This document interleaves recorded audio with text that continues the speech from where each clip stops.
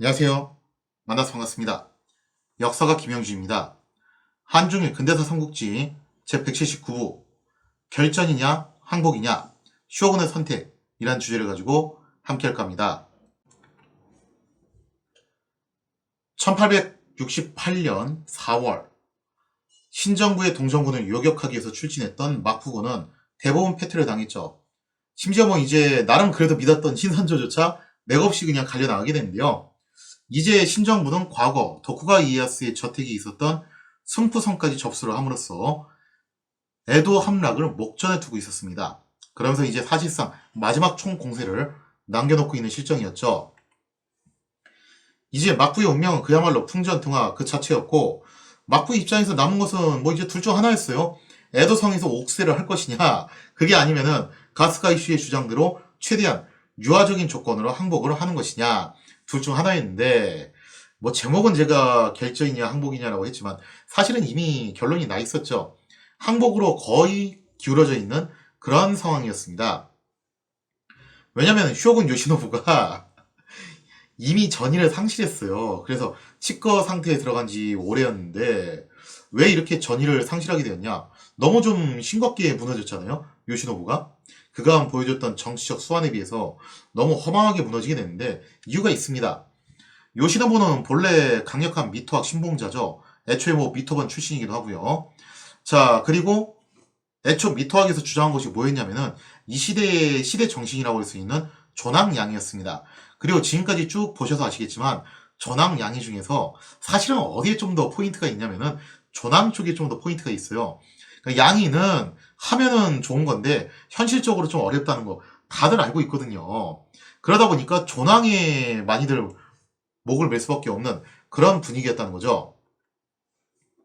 그리고 요시노부는 미토학 신봉자답게 언제나 천황을 끼고서 존왕이란 명분에서 결코 밀린 적이 없었습니다. 그래서 적어도 고메이 천황이 살아있던 시절만 하더라도 요시노부는 한 번도 이런 명분 싸움에서 밀려본 적이 없어요. 그래서 고메이 천황이 전폭적인 지원이 있는 한 요시노부는 그야말로 무적이라고 생각을 했었는데 안타깝게도 고메이 천황이 요시노부가 쇼군에 취임한 지 한 달 만에 갑자기 홀라당 너무 갑작스럽게 세상을 떠나버리는 바람에 지금 요시노부 입장에서는 굉장히 난감한 상황이 됐다는 거죠. 심지어 신정부 측이 이미 천황을 확보하고 금어기까지 앞서서 공격을 해오니까 요시노부 입장에서는 굉장히 곤혹스러운 상황이 될 수밖에 없었다는 겁니다. 그러니까 저 금어기를 상대로 전쟁을 제대로 하자니 그동안 자기가 그토록 주구장창 신봉하고 믿어왔던 존왕이라는 이념의 정면으로 배치된다는 거예요. 자기 부정을 당한다는 거죠. 이게 아마 요시노부 입장에서는 굉장히 괴로웠던 모양입니다. 결국 스스로 신봉하던 논리를 부정할 수 없었던 요시노부는 어쩌겠습니까? 이제 남은 거 하나밖에 없죠. 상대 측이 천황을 앞세워서 공격해온다. 그러면 미토학 신봉자답게 어떻게 할 수밖에 없다? 천황에게 항복을 하는 수밖에 없다. 라고 그렇게 결정을 내렸다는 겁니다. 그래서 이와 관련한 사실상 모든 총책임을 누구한테 맡기게 되냐면은 가스 가이슈에게 일임을 하게 됐다는 거죠. 나는 일단 치과 모드에 들어갈 테니까 당신이 이 문제를 전부 해결해 주시오. 자, 그리고 가스 가이슈는 일단 항전파의 주장대로 한 차례 일전을 치렀어요. 그래서 이게 좀 음모론이 있는데 의외로 가스 가이슈가 이 항전파의 주장을 순순히 받아들였던 이유가 뭐였냐 했을 때 특히 격렬하게 항전할 것 같은 신선조를 비롯한 그런 강경파들을 성 밖으로 내보내가지고 한바탕 붙어서 싸워서 알아서 소진되게끔 그렇게 계획을 했던 게 아니냐라는 그런 음모론도 있긴 있어요. 아무튼간에 막부군이 이번에도 여지없이 일패도지함에 따라서 이제는 둘 중 하나죠. 진짜 전원 다 옥세를 각오하든지 그게 아니면은 항복과 관련된 협상에 임하든지. 근데 이미 다 전의를 상실한 상황이기 때문에 결국에는 어느 쪽으로 분위기가 흘러가냐면은 항복 쪽으로 분위기가 흘러가게 되는 거죠. 하지만 어쨌든 협상을 할 때 하더라도 유리하게 협상을 하기 위해서는 뭔가 좀 이제 나름대로 이쪽에서도 카드가 필요하잖아요. 근데 현재 에도 막부가 갖고 있는 카드는 거의 없는 상황입니다. 그럼 카드가 별로 없다면은 적어도 뭐는 있어야 되냐면은 상대방을 충분히 설득할 수 있는 그런 설득력 있는 인물이 있어야 돼요. 적어도 이 사람이 나가서 등판을 하기만 하면은 상대방이 그래도 한 수 접어줄 수 있을 것 같다. 그런 사람들이 필요했는데 그래서 가스가 이슈는 쇼군가의 큰 어른격인 두 여인을 찾아가게 됩니다. 간만에 등장하시게 되는데요. 자, 가스가 찾아간 두 여인이란 누구냐? 데비마마 격이죠. 대왕 데비마마, 데비마마. 일단 전전 쇼군의 와이프였던 아치히메. 그리고 바로 전 쇼군의 와이프인 가즈노미야였어요. 이 아치히메 같은 경우는 다들 아시다시피 본래 사스마 출신이죠. 그러니까 그 전에 있었던 사스마 번주의 수양딸이에요. 사실은 뭐 지금 현재 사스마 번주하고는 관계가 말이 좋아서 이게 사촌지간이지 알고 보면 좀 이제 관계가 꽤 멀다고 봐야 되는데 DNA 상으로는 어쨌든 간에 사스마 출신이라는 점이 굉장히 중요하죠. 그리고 현재 동정군의 실질적인 지휘를 담당하고 있는 사이고 다카모리 역시 사스마 출신이고 둘 사이엔 당연히 안면이 있을 수밖에 없습니다. 자, 그래서 아치히메는 즉각 사이고에게 연락을 취해가지고 자신이 에도의 내실을 책임진 지 이미 오래되었다. 그래서 만약에 에도성이 함락된다면은 자기는 쇼군가하고 운명을 함께할 수밖에 없다. 이미 여기로 시집을 온 이상 나는 죽어도 쇼군가에서 죽어야 되고 쇼군가의 귀신이 돼야 되지 않겠냐. 그래서 나는 여기서 운명을 함께할 수밖에 없다라면서 이제 눈물로 호소를 하는 거예요. 그러니 나는 이렇게 해서 최후로 맞이할 수밖에 없는데 근데 당신 말이야. 옛날에 우리 시마지 가문이 당신한테 베풀어준 은혜가 적지 않은데 이렇게 야박하게 굴래? 이런 식으로 치고 나온 거죠. 이게 상당히 유효하게 먹혀 들어갔던 게요. 만약에 이때 원정군의 총괄 책임으로 왔던 게 오쿠보였다면 좀 어떻게 흘러갔을지 모르겠어요. 이게 사이고였기 때문에 좀 오히려 먹혀든 건데 사이고 자체가 지금까지 보시면 아시겠지만 굉장히 호방한 쾌남한 스타일입니다. 그래도 의리, 그 다음에 또 자신의 그런 이제 명성, 이미지 관리 이런 거 굉장히 중요시 여기는 인물이에요. 자, 그래서 사이고 다카모리 같은 경우 아치히메로부터 이런 말을 들으니까 좀 마음이 움직이는 거죠. 그래서 실제로 아치히메가 이런 사이고의 성향을 파악해서 과거 자신의 가문에게 입은 은덕을 상기시키면서 관용을 그렇게 이제 베풀어 달라고 요구를 했던 겁니다. 이러한 방법은 사이고에게 상당히 유효적절하게 먹혀 들어가게 되고 이로 인해서 사이고는 에더성의 진군을 일단 주저하게 됩니다. 이거 어떻게 하지 하는 거죠. 그리고 그 틈을 타서 가지노미야 역시 동정군의 명목상 사령관인 다루이토 친왕과 접선을 하게 되죠. 사실 아치히메가 사스마번 출신이라고는 하지만 고향을 떠난 지 꽤 됐어요. 한 12년 정도 됐는데 게다가 솔직히 말해서 아치히메는 그냥 사스마 과부잖아요. 허울 좋은 데뷔 마마였지 알고 보면은 이 쇼군가 내에서 그렇게 가문의 격이나 급이 그렇게 높은 사람은 아니라는 겁니다. 하지만 황실 출신인 가즈노미야. 이 가즈노미야는 당연하게도 협상력이 상당히 높을 수밖에 없어요.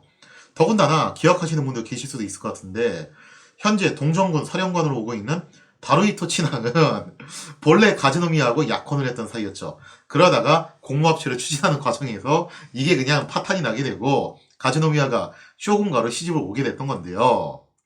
그런 만큼 다루이토 친왕은 여전히 가즈노미야에 대해서 약간의 미련이 좀 남아 있었던 것 같아요.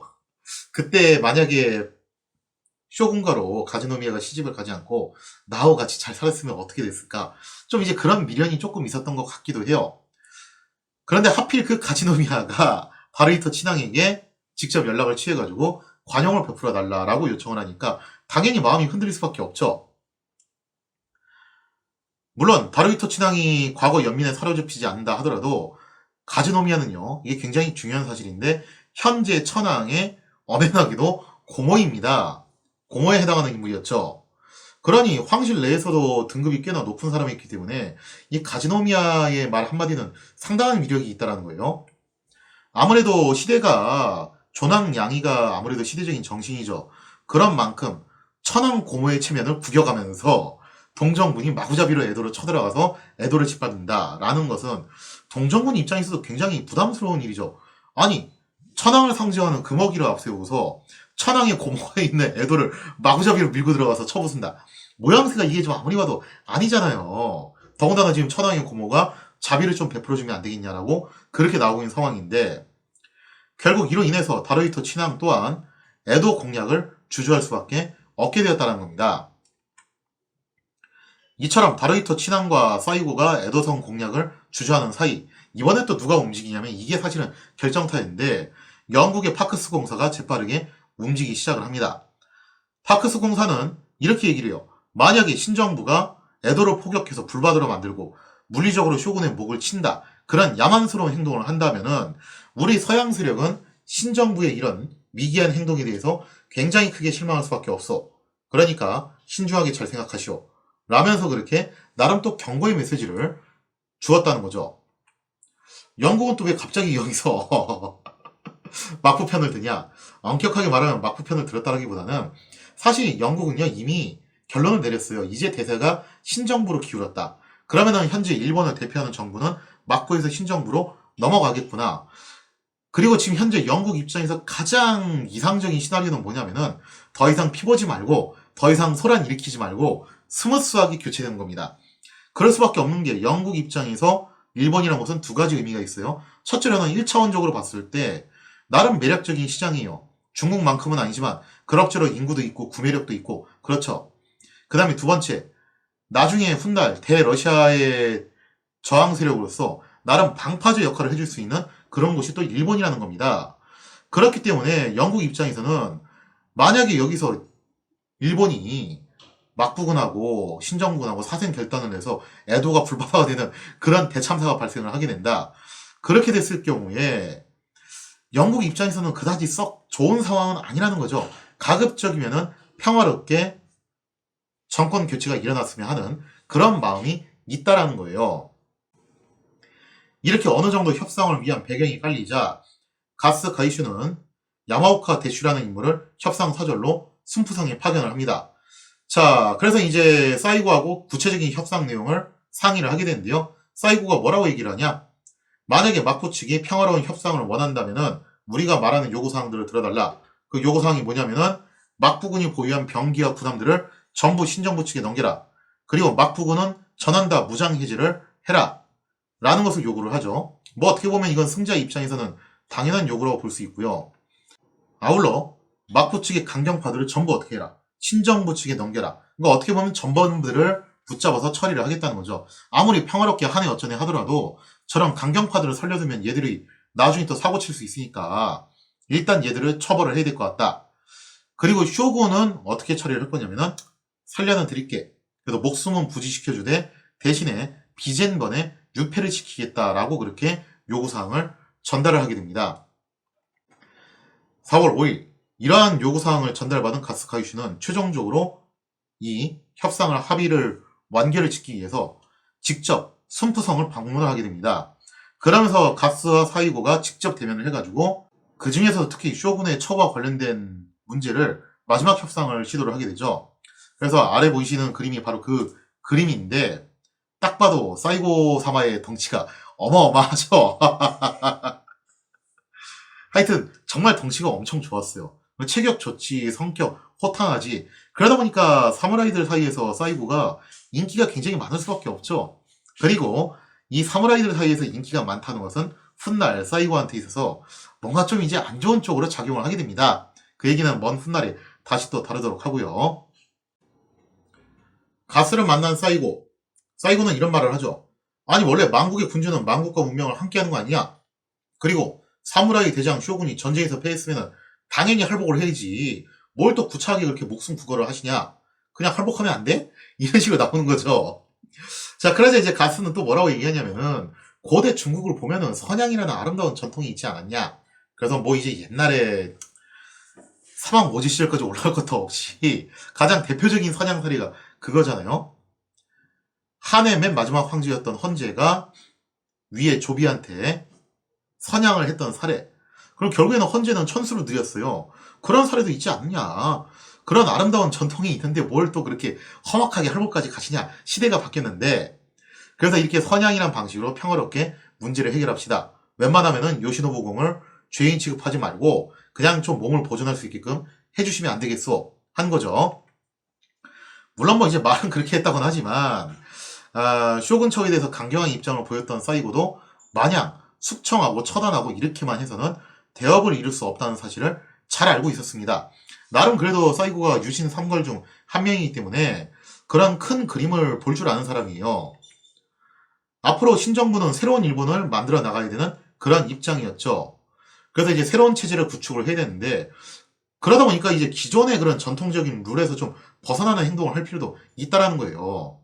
그런데 그런 와중에 과거의 실력자였던 에도 마쿠의 핵심 요인들, 특히 가장 상징적이라고 할 수 있는 쇼군을 숙청을 해버린다면은 이게 뭐 제대로 통합된 국가를 만들 수 있냐 이거죠. 결국 과거의 실력자였던 에도 마쿠가 현재로서는 일본의 거의 절반에 해당하는 세력을 갖고 있다고 해도 과언이 아닌데 현재 신정부는 서일본 그리고 에도 마쿠는 동일본을 차지하고 있는 상황이잖아요. 근데 그 절반을 갖다 이런 식으로 싸그리다 아작을 내버린다면은 앞으로 신정부가 과연 순조롭게 일본이라는 나라를 이끌어갈 수 있겠냐라는 거죠. 어느 정도의 숙청은 필요하겠지만 절반은 싹 다 아작내는 것은 다소 무리수라는 겁니다.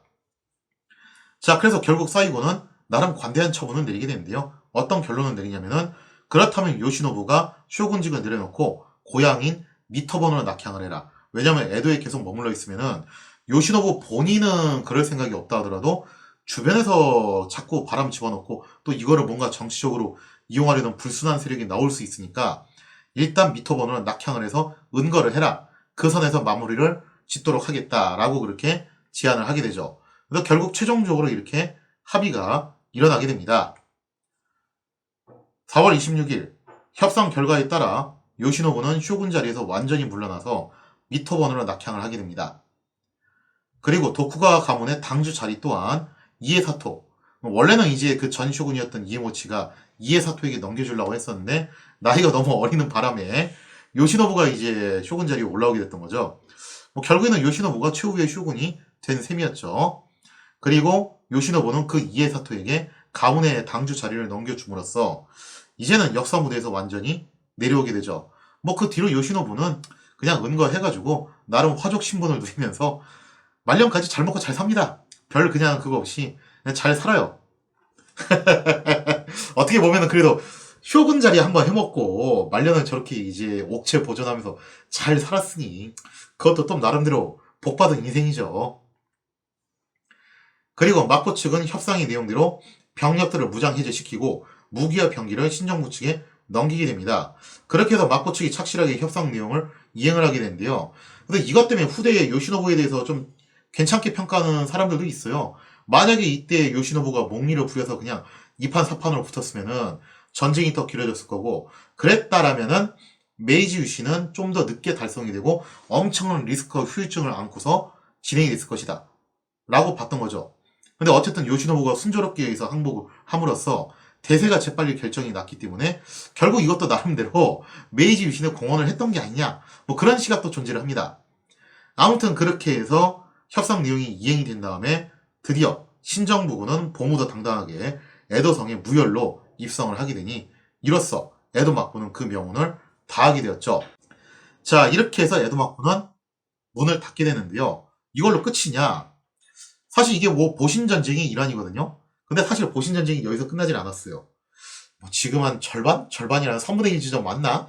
하여튼 그런데 너무 우리가 일본사 이야기만 할 수는 없으니까요. 다음 시간에는 에도 막부의 몰락과 그 뒷이야기를 조금 다루도록 하고요.